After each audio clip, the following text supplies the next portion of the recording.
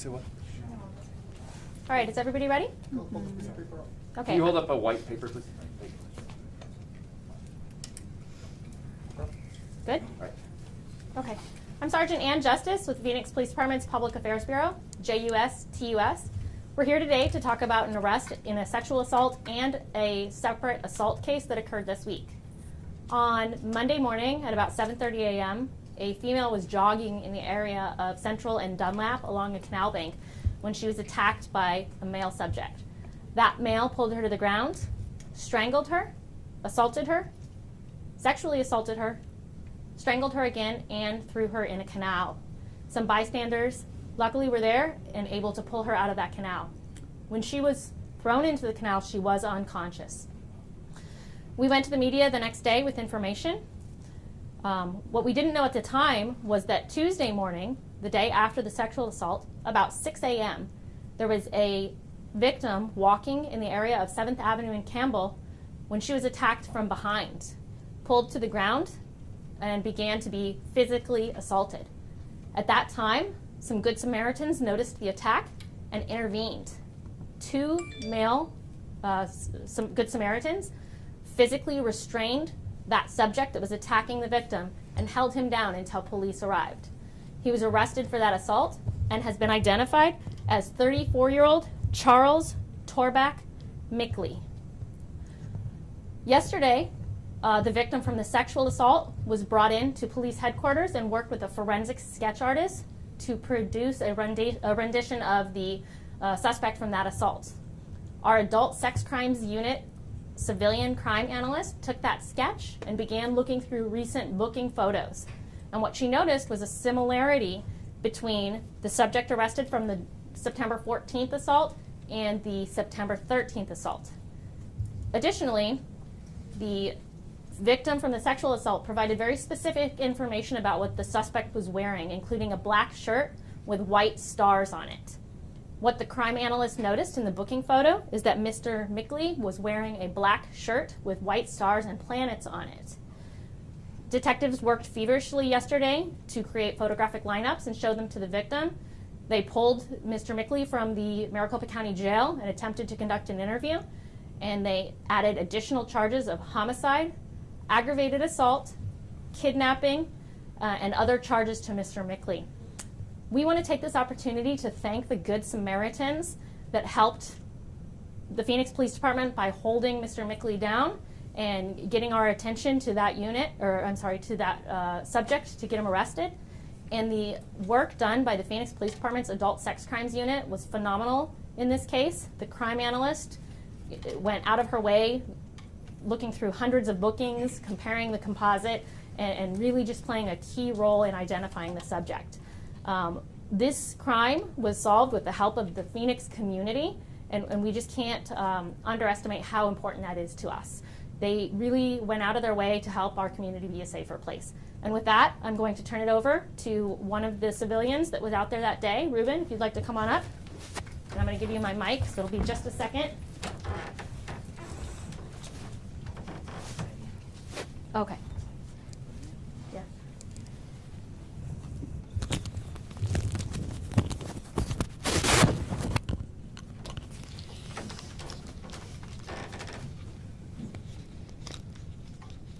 And then you'll begin just by saying and spelling your first and last name. Okay.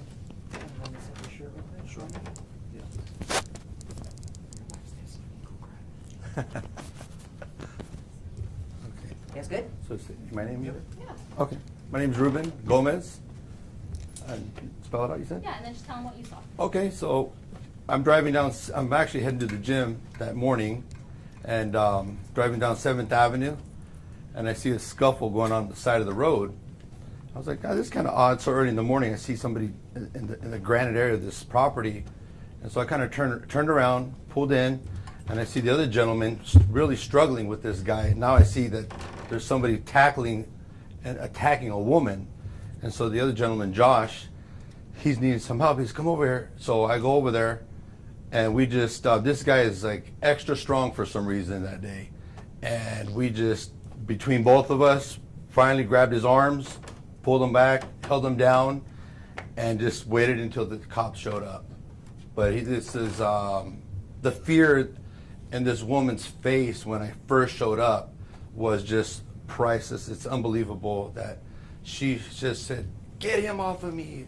It was, she had death in her face. It was just, it was terrible, and I just think anybody else who would have drove by would have done the same thing. But thank God we were there and, helped this lady out. Knowing, like, connecting the two crimes now, knowing that the day before, another woman, and now that they're connected. Yeah, that actually shocked me. I didn't know that. I was actually at lunch right now, and my daughter had said, "Yeah, they said it's this other, some other lady had been attacked too." I'm like, "What?" And so after that, I felt even better that this happened, So.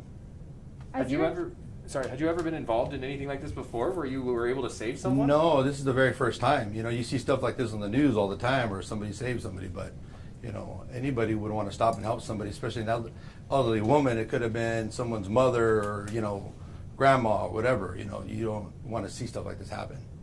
You said this was an elderly woman you helped? Yeah. So I know you said anybody would want to do it, but really, where does this bravery come from? You were driving to the gym, and look, you're a big dude. I don't know. You're a big dude, and you're. Well, I was hoping I could help out quick. But the dude was pretty strong.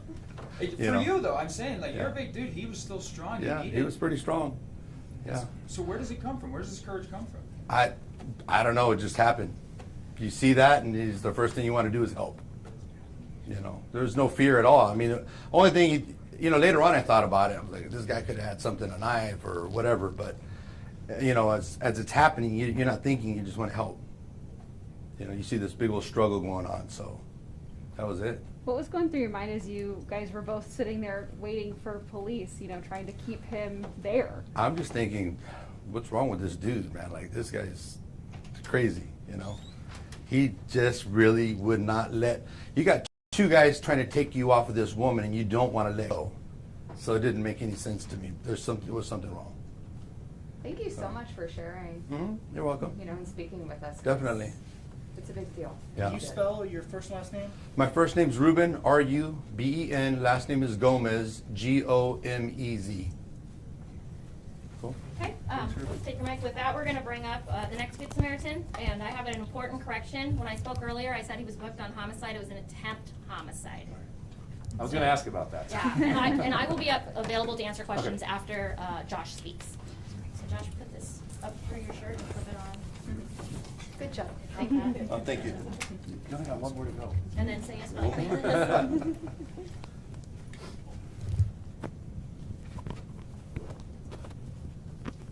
I'm Josh Zaruba, Joshzaruba. What did you see when you were out there? What was going on? I was driving down 7th Avenue, and I took a wrong turn, coincidentally.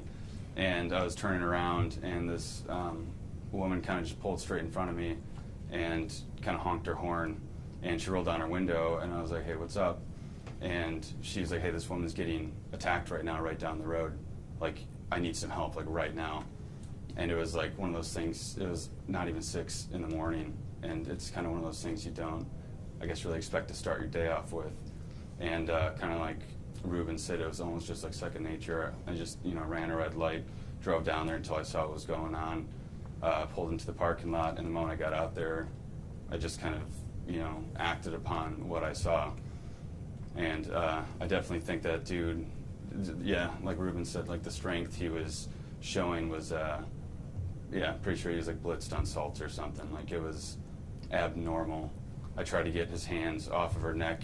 Even that was, enough. I pulled the backpack on his back so hard that both the straps like ripped off. And at that point I was like, wow, this is going to be, this isn't just a guy trying to do whatever, make a robbery or something. This is, something else. And I kind of just kept trying to grab his arms, at least get his arms around or off from around her neck, because he had her kind of in like a double bear hold like choke. And the moment I got one arm off and reached for the other one, he would just pull the next one back. He had both legs wrapped around her. It was just like, it was a lot. And the moment I saw Ruben pull up, it was like, thank God. And I was like, hey man, really need some help. And he ran over right away, grabbed his arm. I grabbed the other one, and she was able to get out of there. She was pretty shooken up with blood running down her face and arms and stuff, but I'm glad she's okay. What did she say to you later on? Did you talk to her? No, but during it, she was very, she was screaming pretty much bloody murder. Like literally, it was, haunting still kind of. Because when I saw that, I definitely thought of like my mom or my grandma and someone like doing that to her for no reason. I mean, this woman was going to work at 6 a.m. and she's an elderly lady. Like, it's just not right. I think one of the saddest things too that I saw the next day was the fact that I saw her at the bus stop again, literally that next day, going back to work after something like this happened. I think that really says a lot, about her character, but I just can't imagine what she went through. What did it mean to you? I mean, you're a stranger helping out to begin with. What did it mean to you to know that there was another stranger out there who didn't hesitate to come and help you? Oh, it was, I was hoping someone would. And, in this day and age, there's a lot of, I would say 99% of people out there are good people.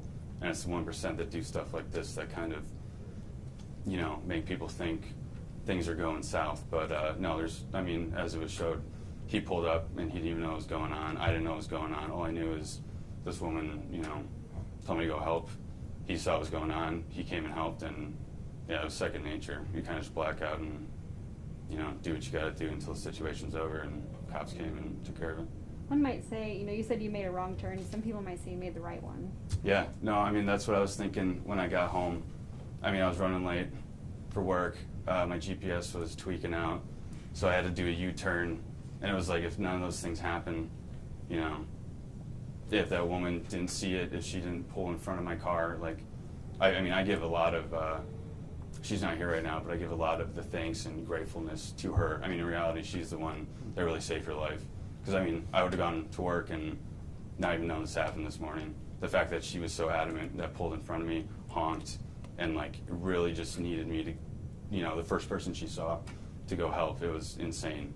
I give credit to her more than anyone. Now, the day before, hearing that that same man attacked another woman, she was unconscious, thrown into a canal. Mm-hmm. Yeah, it was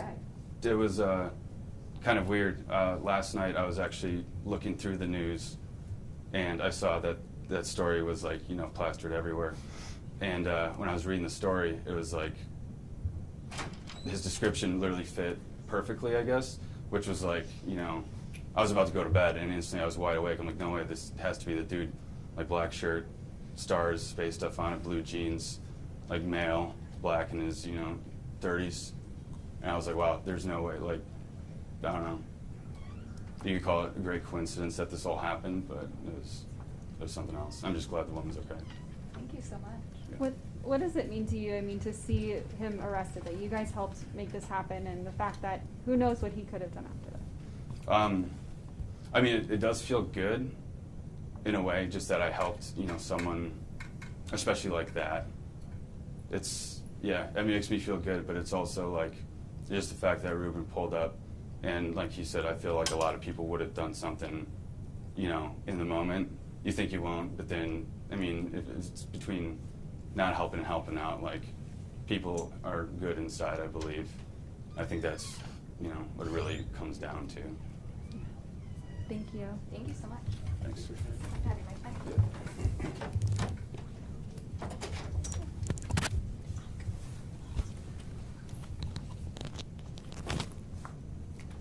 And then just a couple more things real quickly. Can you guys hear me still okay? Okay. I don't want to forget the Good Samaritans that helped out that Monday morning also. They're not here today, but we had people pull this woman out of the canal. If you recall, I said she was thrown in that canal when she was unconscious. This easily could have been a homicide as opposed to an attempt homicide. So I certainly want to give credit where credit is due. As Josh and Ruben both pointed out, 99% of people are good. This is just an example that Phoenix has some of the greatest citizens out there, and seeing them come together to help keep our community safe, it is very refreshing, and I hope that everybody can take that to heart and understand what that means. I also want to give credit to the Phoenix Police Department Crime Lab. They were working tirelessly as well to develop a profile and help keep the community safe by getting this person off of the streets. So if anybody has any questions for me, I'm prepared to answer them at this time.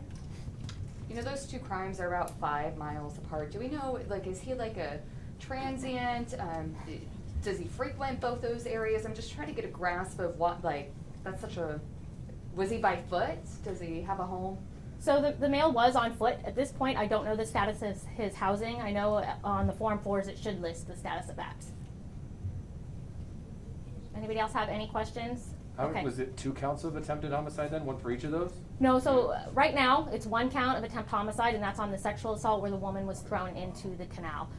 Detectives are still working on that other case to determine if any additional charges are appropriate in that case. Again, I just want to really highlight the way the community came together. This is an awful situation, but it's nice to see the community coming forward and helping each other like that. So thank you all for showing up and highlighting this amazing show of good citizenship. Thank you. Thanks for sharing, guys. Yeah, thank you. Appreciate it. Appreciate it.